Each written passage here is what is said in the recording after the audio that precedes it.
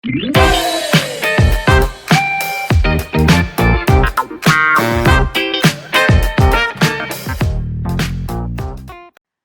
guys, what it is? It's your girl Cadillac, and it is the first day of July. Wow, time is moving right on, and time does not wait for no man, and not even for your girl. But I woke up this morning. It is still quiet in the house. That is so fabulous. Sometimes when everybody wakes up and then they're like, yeah, yeah, yeah," it's too much. And it just kills your whole flow, your workflow. So that is my problem. I lack workflow because there's too many, me being pulled this way, that way. So it's just I'm glad to get up this morning and get this video edited. I do have another video coming out for you today. It is about how I was disrespected over a freaking Slim Jim. And that's coming out. It would have been out yesterday, but it took 1,000,001 years for it to export, which when it takes a long time to export, that means it's going to take all day to upload. And it really did take all day. I left it uploading overnight, and it still didn't finish till this morning. So I'm going to start this out with scrolling through my Facebook. I am in a whole bunch of prison wife um, support groups, and a lot of them are prison reform. I kind of got away from the prison wife life support groups because a lot of them, I don't know, I'm not into what the content they're putting out. A lot of it is like sexual, because I know everybody's sexually deprived when you're in one of these relationships, but that's not kind of the focus in my mind right now. So I'm not knocking anybody that is on that tip, sexual jokes and this and that, and but that is not what I want to see all the time. I do not have him, so why would I want to just picture and visualize, and that would just make you want him way more. So I'm not for that right now. And then it also, sometimes a lot of them, you're seeing, oh, my loved one's getting out, oh, yay, yay, celebrate. And then they used to have all the little countdowns. And for a person that has a loved one that has a lot of time, it is not that, of course, I'm not going to hate on somebody that, their loved one got out, because that's what I want more than anything. But for a person in my position that either is with someone that has life or someone that has a very long time, when you're constantly seeing that, everywhere you look, you're seeing that, it makes you question, well, why is that not me? So to keep myself out of that mind frame, I try to stay away from those types of groups. So that's all you see in prison wife groups sometimes. So sometimes instead of the support that you need, you're really just getting, it feels like slaps on the face. Slap, slap. Your loved one's not coming home. No time soon. No time soon. No. So to keep myself straight, I need to, veer. And I did learn that in a YouTube course. One of the instructors was like that, like for real, unfollow people. You are not, you're not being shady because you unfollow your friend. If your friend is out there climbing mountains and doing this and doing that, and you're like, "Oh, I'm not climbing mountains. Oh, I'm not doing this." It's okay to just like play put them on like a snooze. You can snooze them for so long, or you can also you can follow them. No, you can unfollow them. That way you're still friends, but you're not receiving their posts. So while they're posting about this great fabulous life and you're living not so much your best life, it's not going to bother you as much because you're not seeing it in your face like all the time. So, anyways, I found this in one of the prison wife groups. This one seems to be really good, and it's uplifting and motivational. So she has, July will be the month to remember. God is going to answer your prayers. Yes, I am so receiving this. Yes, I feel like I have been waiting a long I know I've been waiting a long time. You know I've been waiting a long time. 20 years? Like this is not something you could do on a handstand. You cannot do 20 years on a freaking handstand. Like 20 years. I've been riding with this man. And it feels like I know it didn't take I didn't think it was going to take 20 years. Who would sign up for that? I didn't sign up for that. It's just the whole game and the rules changed when I already started playing the game.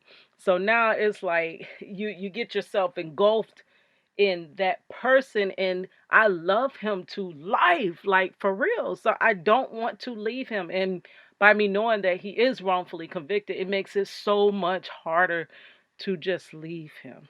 So I have to ride it out with him, but that doesn't mean that this ride is easy for me. It is not easy by a long shot at all.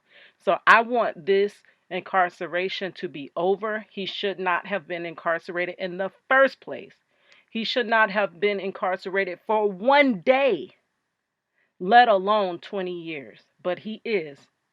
So, I just want off of this ride. I want him out of there. There is no reason, there's no point in him being there. He should not be there for something he did not do. Guys, hold on. My computer is about to go dead. I thought I was making a good time, making good time, but here we go with the back and forth.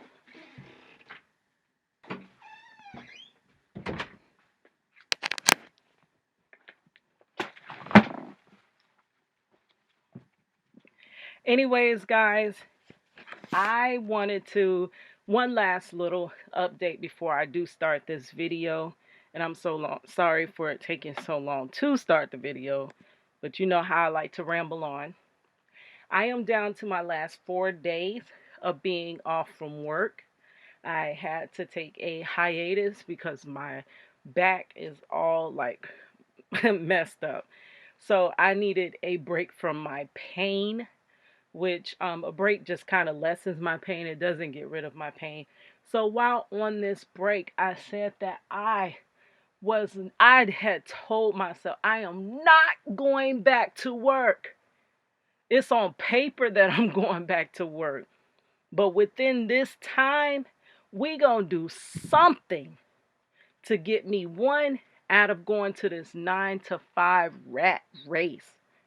I am a artist and I have always been an artist, but I've always had to do my art on the side because art does not pay my bills.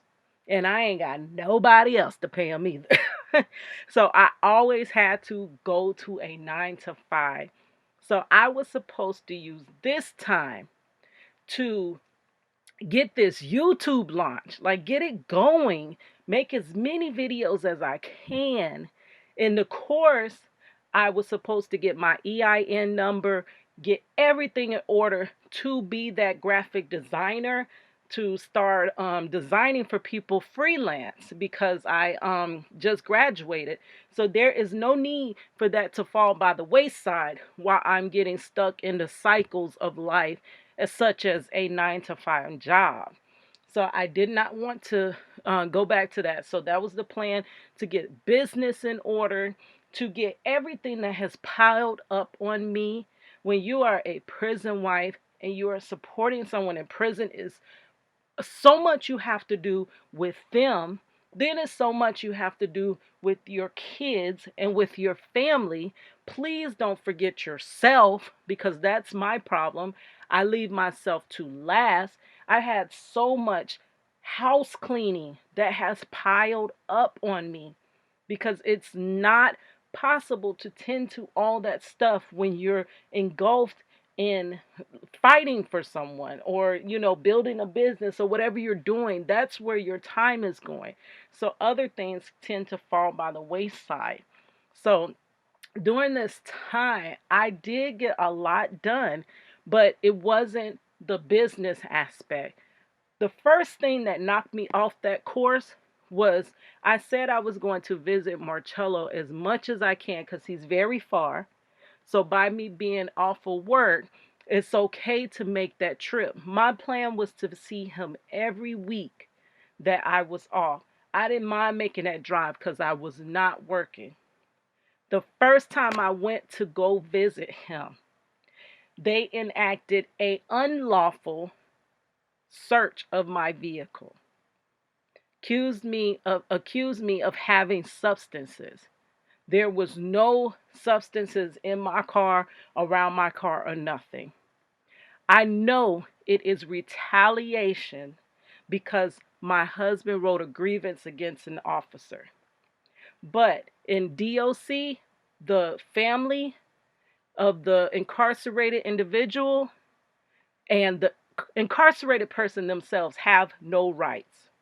They're virtual rights. They're supposed to be there, they're an illusion.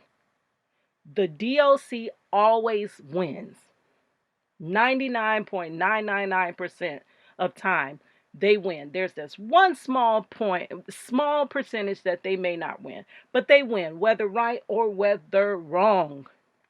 So they were wrong, but because they were wrong, I lost my visitations. They said indefinitely, laughed at me, and told me to leave. Okay, so it knocked me off of my course because I was supposed to be focused on my business. And then I had to be focused on finding help in that situation, which nobody can help me. I'm even trying to find a lawyer because that was a violation of my civil rights and it was a violation of his civil rights. But yet, we can't even find a lawyer to defend us. So that really pushed me off my course. So I was supposed to get this YouTube going. Like, that was my vision. I was supposed to have my graphic design business, like, going. He has books that are supposed to be published. And instead of doing that, I'm working on something that had nothing to do with nothing, that was just thrown as a monkey wrench into the system. And we also were supposed to get married. That was canceled because I cannot visit. So now we are thinking of getting married over the phone. I have to take whatever I can get. I always have the leftovers, and I am tired of that. That is why I love this quote. I love what she says. I don't think I was designed to lose, though I, lose quite often. But I don't think that was the design when God created me. I don't think He designed me to be at the bottom all the time and to lose everything that I have. So, sorry for that rant, but the whole point of this video is to show you it is Throwback Thursday and to show you some of the artwork I created for something I call Project Reach the World. Project Reach the World, it will be an in-depth video that is linked in the description box. Please check it out. This will explain to you exactly why I do everything that I do, because I do several different art forms. So, Project Reach the World actually is where anybody that came to Orlando, was in Orlando, that was around Orlando, even outside of Orlando. I went to Miami, to Tampa, to anywhere that I go within this big vicinity of where I live. Even when I was on going to see my loved one, I would stop at every rest area and I would leave one of my CDs, like on a trash can or on a table or something like that. I was promoting on the road as we leave visitation. Other visitors, I was handing them my demo. I am a prison wife and I am making music about my husband's case. Hopefully, once it takes off, people will see and ask, is that a true story? And I say, yes, it's a true story. It gains more attention to his case. And finally, his case gets into the media. And when a case gets to the media, you know what happens. That conviction usually is overturned. That was the idea. But Just music alone does not get you noticed. So, because people will not listen to your demo, you can beg them on bending knee to please listen to your video. I'm sorry, video, because that's what I do on YouTube. I'm sorry. You can beg them on bending knee to please listen to your CD, your demo, and they will crush every dream that you have in life right in front of your face. They are not going to listen to your demo. Very few, very small percentage. But every single time someone actually gave me that time, that benefit of the doubt, they came back and was like, "Whoa, you are good. Oh my goodness." But it was the hardest thing to even get them to listen. It's the same thing with YouTube. I spend hour upon hour creating, and it is like pulling alligator teeth to get anybody to watch. That's why I have to thank each and every single person that does watch, because somebody's watching. There's a few that's watching, and I thank you so much, because you don't know what that means to an artist. That means the world to them, that you listen or watch or observe what they've created. Because my art is not for me. My art is for someone else to enjoy. So if nobody else enjoys it and I just create it and it just sits there, it's nothing. It's pointless. So that was the whole point of that. So what would make people get people's attention was my artwork. I have always been a great artist, a absolutely great artist. I even when I was bullied in school, the only thing that kids did like about me was my art. They would gather around me to watch me draw. They would gather around me, please draw me next, please draw me next. That was the only thing, that was the only time I was not getting bullied, when I was drawing. So I would draw all the time so that I would not be getting bullied. So it always got attention. And I noticed that. So I was like, yeah, maybe I should just make a drawing of the person. And, people like themselves. People are concerned with themselves. That's just human nature. So I would draw whoever I'm trying to give my demo to. I would draw them on a t-shirt. And then well, it first started out as a poster board and then it ended up being a t-shirt.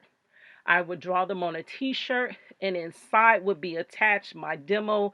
Please listen to it. And, you know, so that was the course of why I started doing the hand painted shirts that I would give to any and everybody that came anywhere close to where I am. And sometimes I went to them.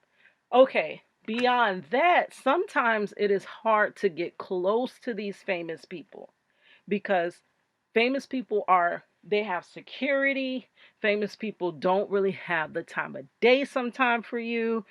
Sometimes it's egos. So I had to do something to catch their attention first, to even break the ice, to give you this t-shirt, and then hopefully you go home and you read it and you listen to the music.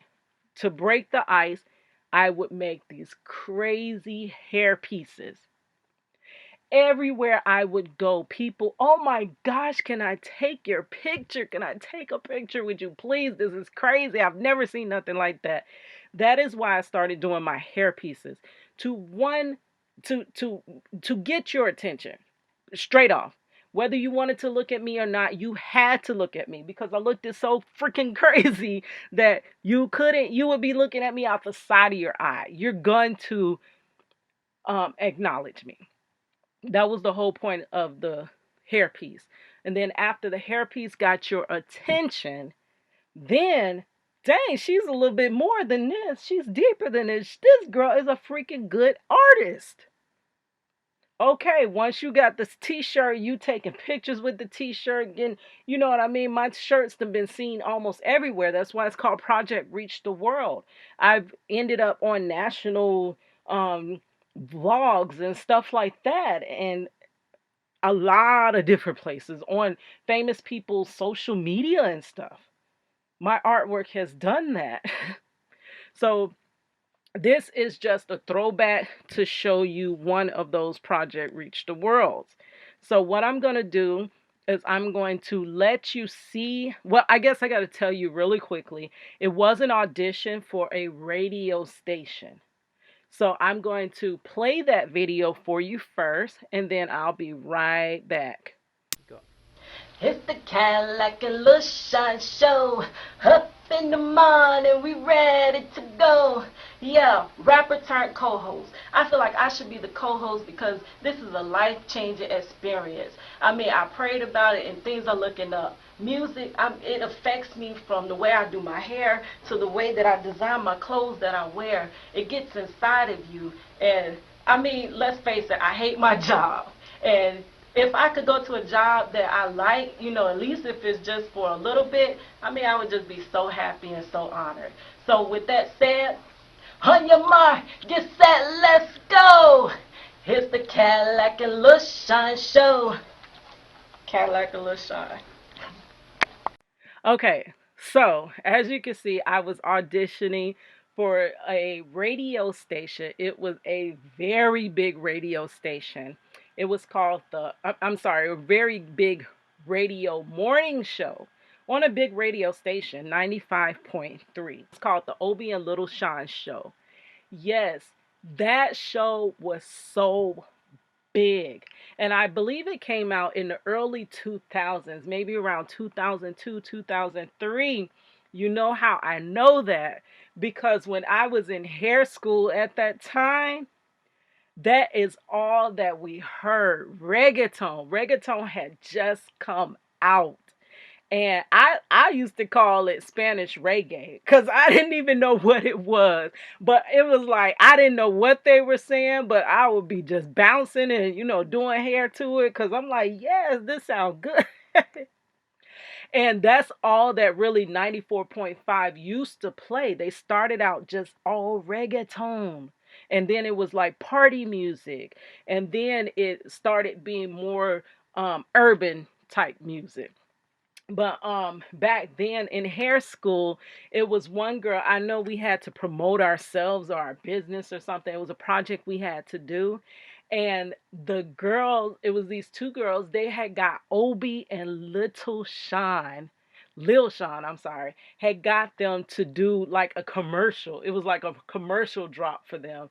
And that was just so cool. So this is where I first was acquainted with Obie and Little Sean. That show was like really big. Okay, so what happened was one of the hosts, Obi, he had to have surgery. I believe it was his heart or something. I can't quite remember because this was a while back. I think this time frame was about 2010ish, somewhere around there. So while Obi was going to be out on this on you know, recovering from his surgery, the radio station decided, hey, we gotta, you know, fill his place, we have to fill his space for a little while. And they put out an open call over the radio waves and wanted one of the listeners to be that co-host for the duration of the time that Obi was recovering. So I'm like, yes, girl, I have got to be there. Like it was crazy. I was already kind of acquainted with a lot of the DJs because I would have these shirts that I would give out to them everywhere and anywhere. So the first thing that I decided to do was to paint a shirt. That is me and Little Sean, the other co-host that was there. So I called it the Cadillac and Lil Sean Show. So I painted this shirt. Green is my favorite color. I love light green or whatever. So I made that the background and I wore it. Okay, so before I go back through the video to tell you the ins and out of it, I'm going to show you other times that I have given shirts to this crew, the Obie and Little Sean Show crew. Okay, so this is the first time I believe that I made a shirt for Obie. And it was a resort that was way out in Kissimmee somewhere.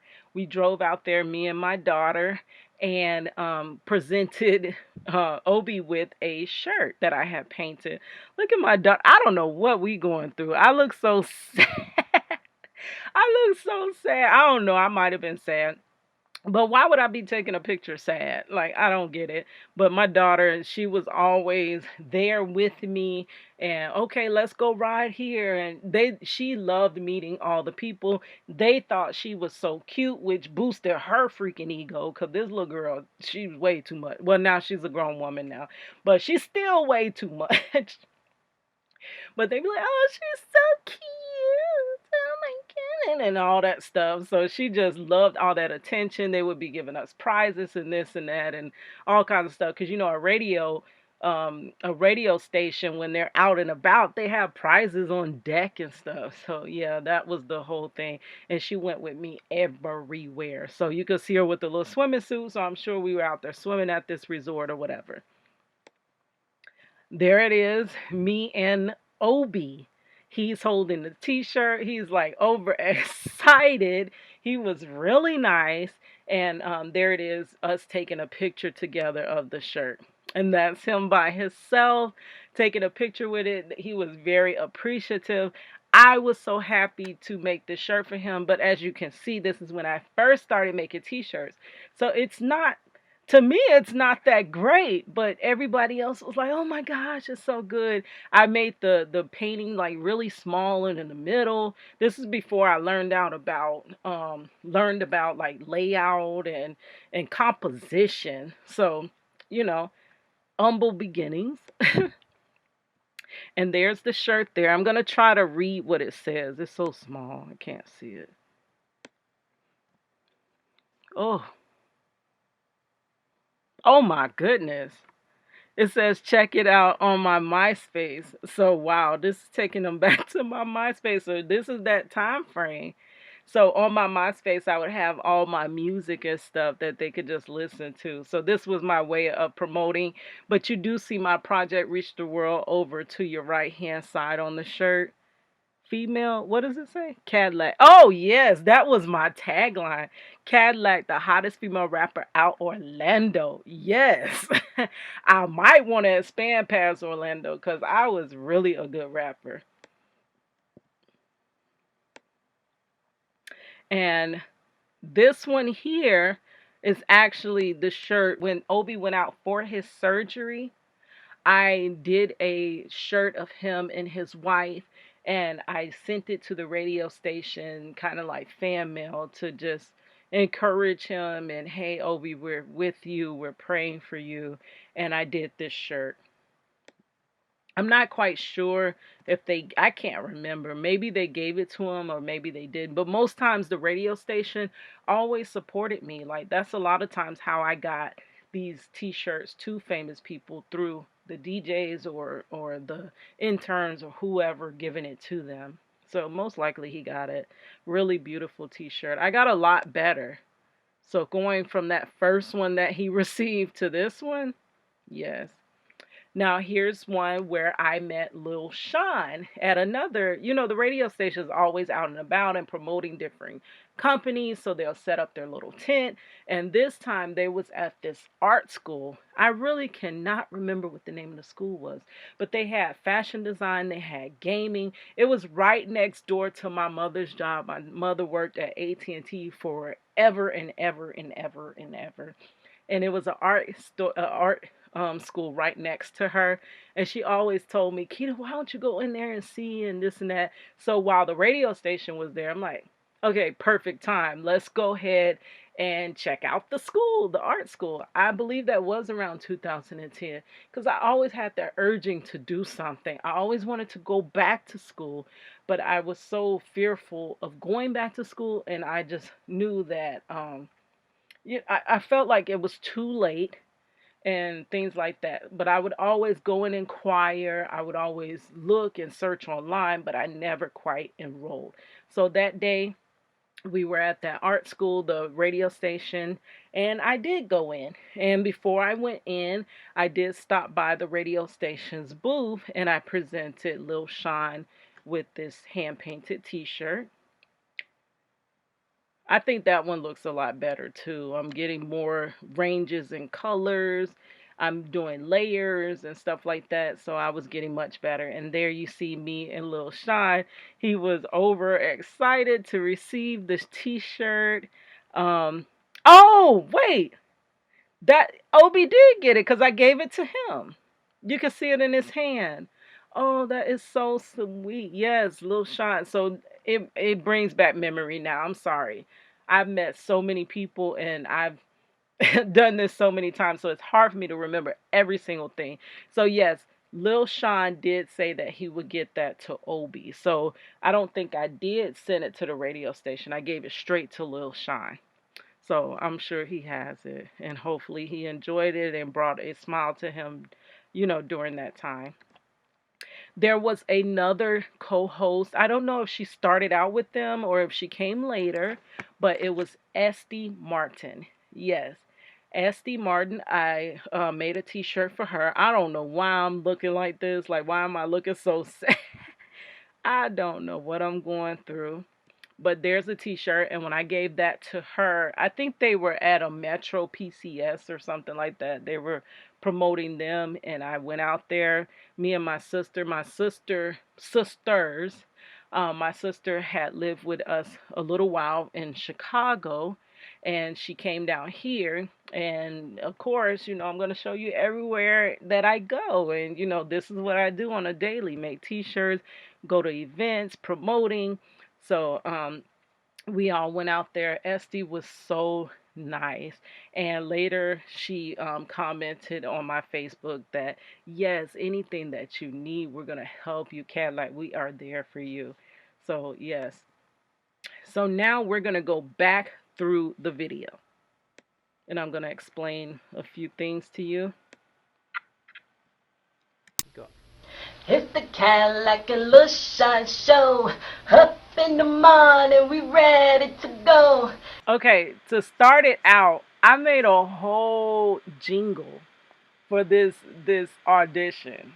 It's the Cadillac and Lil Shine Show. Yes, I wrote that. And I thought that was kind of catchy. Okay, the second thing, you do see the t-shirt that I'm wearing.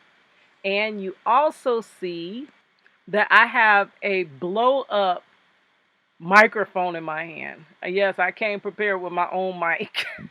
I used to just do crazy stuff. I would buy all types of different props and stuff like that that I thought would add to though I was rapping about serious subjects, I'm playful. So I have to do it in my own way, and that catches more attention. Sometimes always being serious, people don't want to have nothing to do with it because people just want to have a good time. So here I come in with a head full of green hair, and I got my little green microphone. So it was cool. It was a vibe. Yeah, rapper turned co-host. Yes, rapper turned co-host. Yeah. Yes, rapper turned co-host.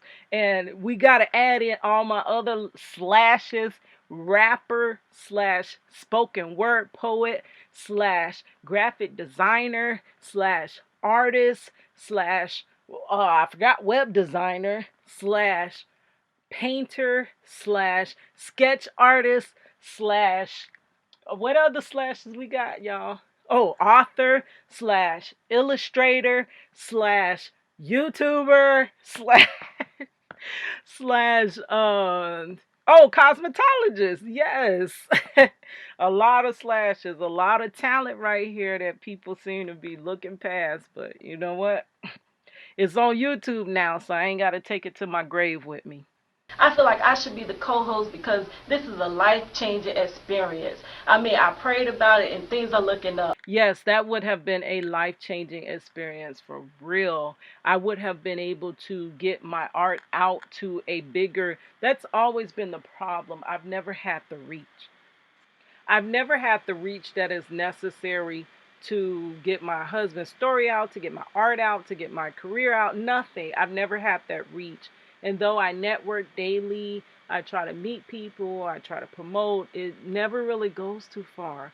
So that would have been a life changing, opportunity to be on the radio station and people hear my voice daily. Yes, that really, and it also opens more doors for you. Music, it affects me from the way I do my hair to the way that I design my clothes that I wear. Yes, and I was talking about music. Music does influence me, and it influences you whether you know it or not. Music gets to your subconscious, and I've always thought, you know how people are like, "Oh, I could just listen to music. I listen to it just for the beat." No, baby, it's something going into you. Music, have you noticed that you can listen to a song that you truly really hate? And after hearing it like two or three times, you know every single word. And sometimes you're up there singing it and you have no clue why you're singing it because you hate this song. Well, that's because music got to your subconscious. That is another reason of why I wanted to do his case through music, because me just telling you his case, girl, goodbye. Who cares? Like, for real. But me rapping about his case, you're like, oh my God, like I can actually touch your soul with some of my lyrics. Like, it's sometimes I even listen to them back and I'm crying, and it's not me. Anytime I try to just write a song right out, baby, that song was the worst song ever.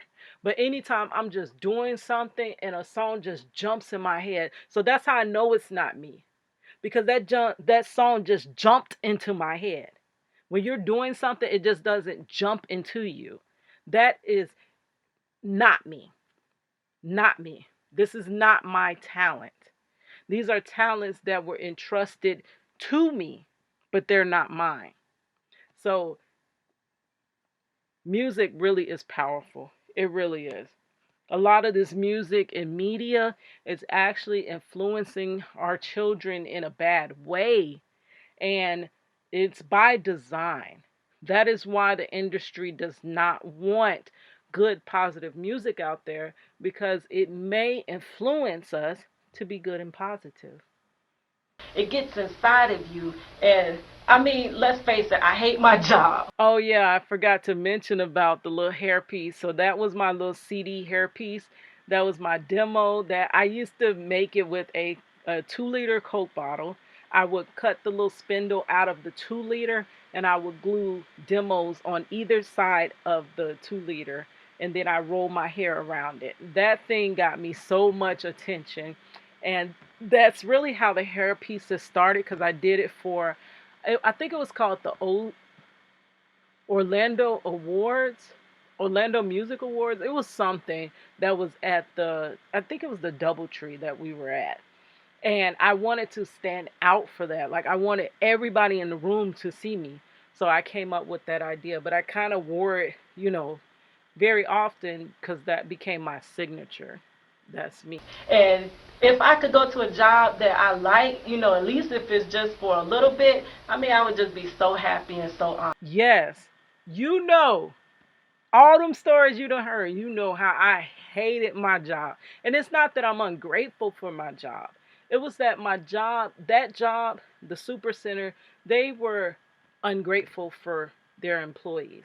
They treated you really bad. No matter how hard you worked, you were never good enough. It was always, let's go in the office so we could write you up. And I'm like, for real? All this hard work that I'm doing, struggling to get this done, and you're leaving us like shorthanded, but we're still accomplishing. A lot of times we were doing 2 and 3 different departments, and it was still, you didn't do this, come on, let's go get written up. And it really irritates you. Then I worked overnight. I was away from my child. It was many times I wanted to just stay home with my child. I did not want to be at nobody's super center overnight. I should have been home with my child. But I could not be home with my child because there was no way for me to afford babysitting. Babysitting was too much. I didn't make enough. So I took care of our daughter alone all day. Evening time, I went to school. And then I had to work overnight because my crusty butt got to work. You got to work if you want to eat. And if you want to feed your kids, you have to work. So work did not fit in my time frame, in my time schedule, so I had to do it overnight. But overnight work actually, it depletes you. I had started going through what do you call it? I never got REM sleep. So it's like being jet lagged. Oh, I can't remember what it was called. But working overnight and never getting REM sleep is like being constantly jet lagged. That's what they compare it to. Um, oh, shift work disorder. That's what it was called. I had shift work disorder. And it really messes with you. It messes with your serotonin. It messes with your mental health because sleep is very important to your mental health. That probably is why I'm so freaking Looney Tune right now, because I don't get the proper sleep and rest because I'm always on this grind. Um, so that would have took me out of that aspect, and it just would have been just a life-changing experience. And also a job that you like. Let me tell you, your job is more than half of your life.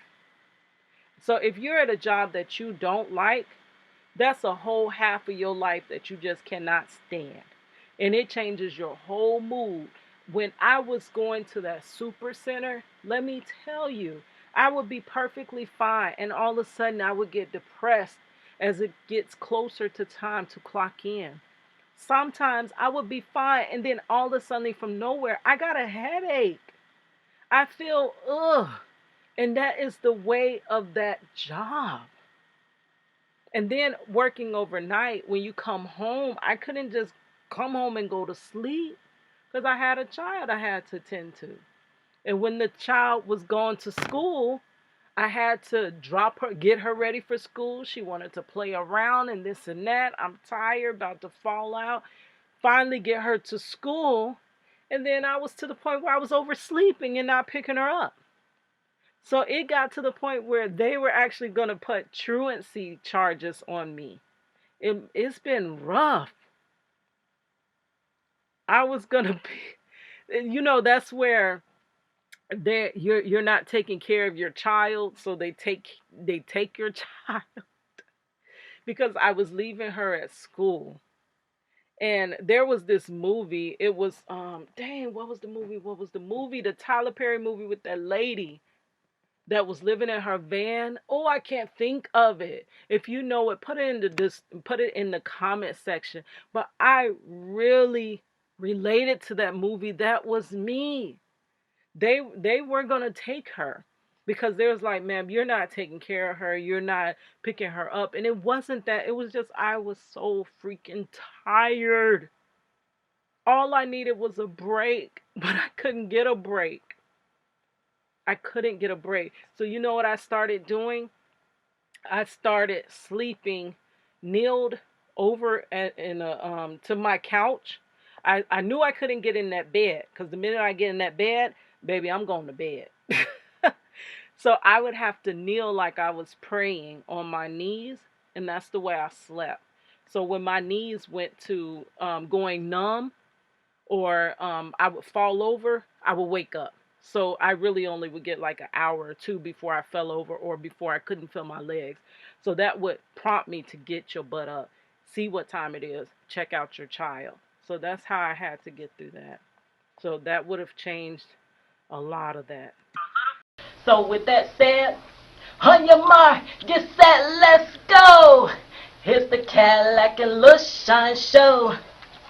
Cadillac and Lil Shine. Okay, the last part that I do have for you today is a throwback video. This is called Yappin'. This is one of my videos that it does feature this shirt from Obie and Little Shine show Audition. So that's why I picked this video. But the beat is also, it was my his name was Jay Black. That was my rap partner. I was not a solo artist at all. I had a group with my cousin, then I had a group with my two cousins and his girlfriend. Then after that, I ended up in a group. It was a duo, me and Jay Black. And we had created It's another video, another song that I'll link in the description. It was called Neck Bones and Collard Greens, and then it was another one called Love It or Leave It. We have some awesome music together. Yes, me and Jay Black. And also know that a female rapper, it's hard to navigate yourself in a female in the industry without a strong man around you, because people do not care about your talent. They see you as a woman, so they want the boobs, they want the butt, they want the so they come at you in that way. And that's not what I'm on. I'm here for my talent, and I have plenty of talent for you, but I'm not here to sleep with you. I'm not here to that was never my point, and that's a big aspect that prevented my music. So with Jay, it was like when you have that man around you and protecting, basically, now you can come into the industry and you don't always have to be, approached on some sexual type stuff, because you do have that man that is part of that group as well. But soon after me and him started rapping together, we dropped like two songs, and Jay went to jail. I mean, Jay Black went to jail, and he was a young black man. Influenced, like, he was really young. I was a little bit older than him. So he was really young. He was just on the cusp of, he may have been 19 or 20. I don't even know, but he was super young. And of course, he lied and didn't tell me he was that young. But on the side, he was out there in them streets, which is not a good thing, but he was out in them streets, which I didn't know it was like that because he worked with me at the super center. So I really didn't know he was in them streets like that. But, you know, he got arrested. He went to trial. I did tell that story where I actually, it was a robbery, but most times it's looking like when people commit a robbery, they bring somebody that is unsuspected of what's happening. So with that case, it was like everybody said that Jay Black had, didn't have merchandise on him. He didn't have anything. He was with the people that was committing this crime. So he wasn't actually the crime committer, but he was there. And by him being there in the state of Florida, you are charged with whatever anybody else is charged with. So in that case, they were trying to charge him with some really bad charges, and it was basically almost like the same type of charges as Marcello. So knowing what Marcello went through, I was like, oh my gosh, Jay, like, this is really major. Like, don't play with this. Like, they really can, this can be your life. But, I sat there with his mother the whole time that they went to trial. Now, in Jay Black's trial, it actually lasted long, and their deliberation lasted a long time. So the jury was going back and forth over this. You can tell because the deliberation was not quick. Marcello's deliberation was less than a hour, and it was boom, it was done. He's guilty, guilty and highest. Let's go, send him off, whatever. Let's go eat. And Jay Black's was not like that. It lasted all day long, and they didn't even come to a verdict that day. We came back the next day, and all day just, and it wasn't until the end of that evening that the jury came to a verdict. And with Jay Black, I sat there with his mother, and his mother was like, "What is this girl? Jay, who is this girl? And why is she here like all freaking day?" And I was like, oh, and I explained to her like how I had been through this with my husband. And whoo, and I think I was in the same courtroom. And I was like, I just know how this can be. So I'm here to support. And thank God that when they came out, now it was several other guys, and there was an older guy. Now this is crazy. This is crazy. As I'm sitting through the trial, I think they tried them together actually. So they were bringing them all out to be, sentenced or whatever. And this one guy, there was like, he's not coming out. He wasn't coming out the back. And they're like, the judge says, get him out here. He's like, sir, he's not coming out. He stripped all his clothes off and he's laying on the floor naked and crying. And he's like, they said he said he can't hear the verdict. And the judge said, well, I don't care if he can hear it or not. He's gonna feel it. That man stripped his clothes off and sat there crying. Grown man. This stuff will make you cry. I'm telling y'all. Y'all desperately need to stay on your P's and Q's. Don't get wrapped up in this system. This grown man is crying, stripped his clothes off, and said he's not coming out there. That judge said, whatever with that, he gonna feel it. And I believe he gave him some time. Now the thing with Jay, they sentenced him, thank God, as a minor. Everybody said he never had any other merchandise. He didn't have no weapon. He didn't have nothing. He was just standing there. So he got a few years. He went to county. I would visit him at county. That by that time, when I visit Marcello, used to visit face to face through a thick glass.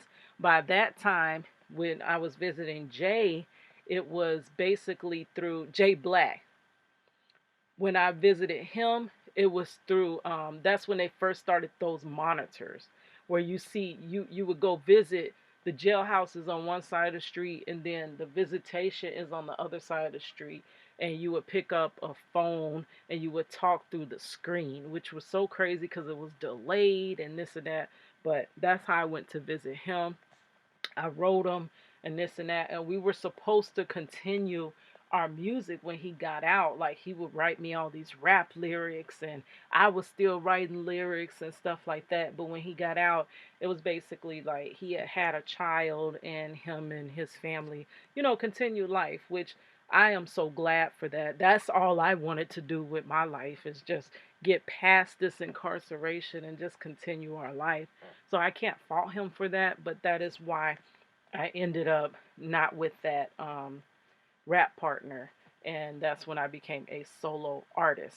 Um, when he did go to prison, I continued to promote his music as well while he was in prison. And this instrumental on here, this is actually his. That was from another song that he made, and I just took it and I rapped over it. But I used to put his version as well, like right behind mine. So I'm gonna let you hear this yapping. The song, the content of the song is you yapping, but you ain't saying nothing. That's talking, but ain't nothing behind it. All you doing is talking. So in that first verse, I'm talking about a female. Now this a whole nother issue. It was so crazy. I had unsuspectedly was going with this guy, and I got some story times about that because he ended up being the devil. He was the devil. I am telling you, he was the devil. And I ended up going with him. And I did not know that he had this, he had a lot of baby mamas. Like a lot. That's all I could sum it up as. He had a lot. And it was one that worked there, and she was just one baby mama. Now, I stayed to myself, so I didn't even know that he went with she. I ain't know none of that. Well, not went with him, had a baby and this and that. So when he approached me to talk to me, I didn't just write out, say, yeah, I'm going to talk to him and this and that, because I always was with Marcello. But even Marcello was encouraging me to, Kitty, you can't stay here and wait on me. Just go out, date and do whatever, because I can't put you through this.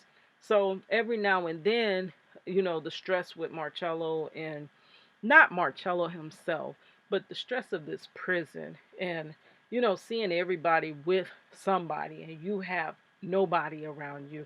that tends to weigh on you. And to kind of kill those feelings, sometimes you just want to go out. You just want to have fun.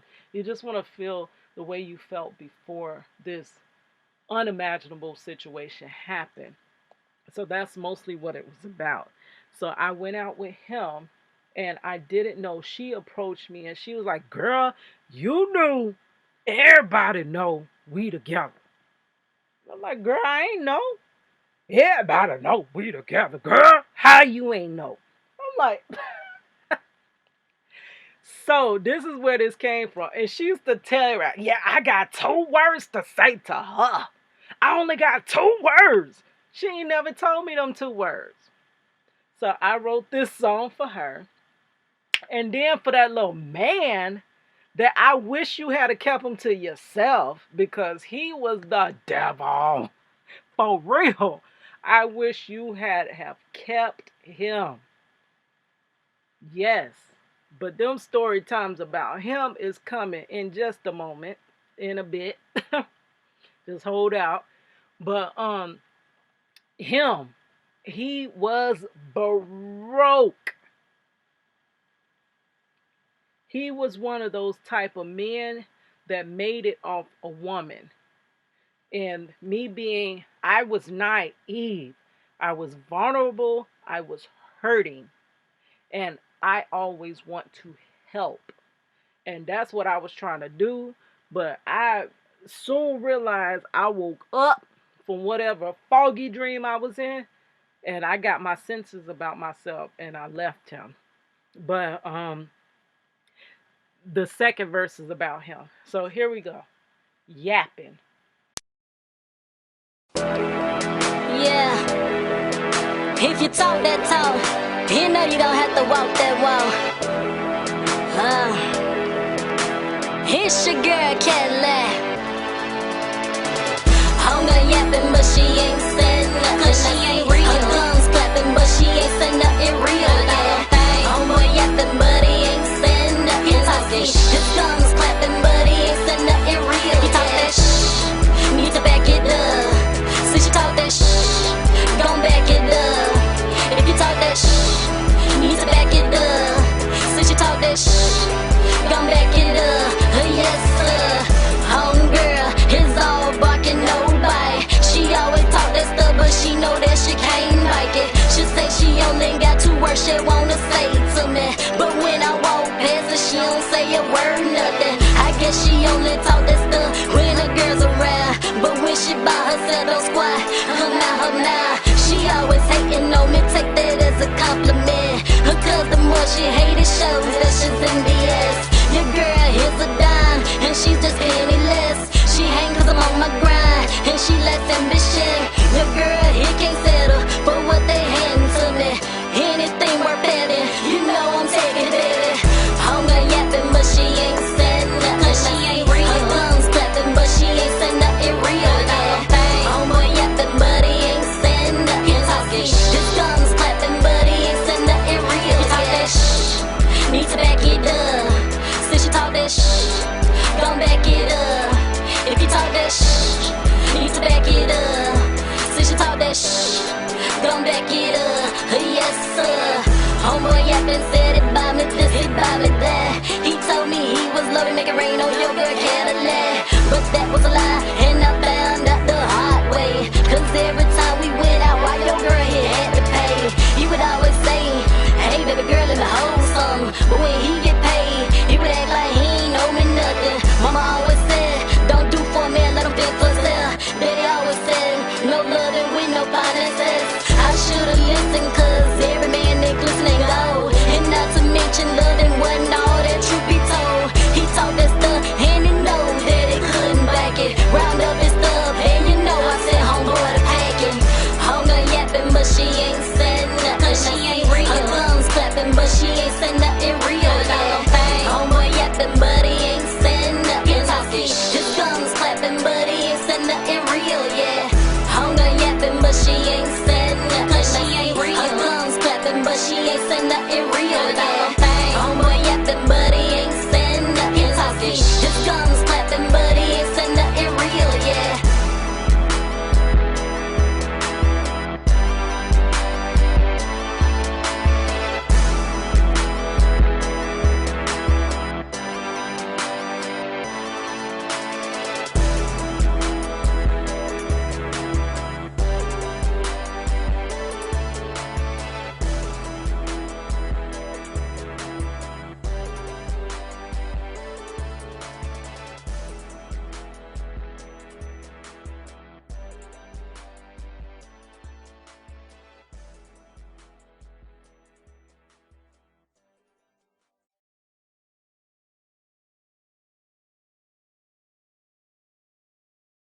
It's a Cadillac.